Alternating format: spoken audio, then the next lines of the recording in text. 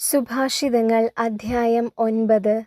ജ്ഞാനം തൻ്റെ ഭവനം പണിയുകയും 7 തൂണുകൾ നാട്ടുകയും ചെയ്തിരിക്കുന്നു. അവൾ മൃഗങ്ങളെ കൊന്ന് വീഞ്ഞു കലർത്തി വിരുന്നൊരുക്കിയിരിക്കുന്നു. നഗരത്തിലെ ഏറ്റവും ഉയർന്ന ഇടങ്ങളിൽ നിന്ന് ഇങ്ങനെ വിളിച്ചറിയിക്കാൻ അവൾ പരിചാരികമാരെ അയച്ചിരിക്കുന്നു. അല്പബുദ്ധികളെ, ഇങ്ങോട്ട് വരുവിൻ.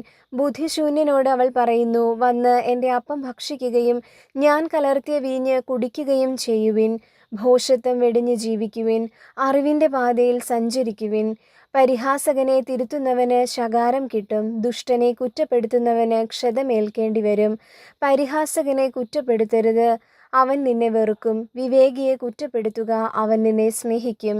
വിവേകിയെ പ്രബോധിപ്പിക്കുക, അവൻ കൂടുതൽ വിവേകിയായി തീരും. നീതിമാനെ പഠിപ്പിക്കുക, അവൻ കൂടുതൽ ജ്ഞാനിയാകും. ദൈവഭക്തിയാണ് ജ്ഞാനത്തിൻ്റെ ഉറവിടം. പരിശുദ്ധനായവനെ അറിയുന്നതാണ് അറിവ്.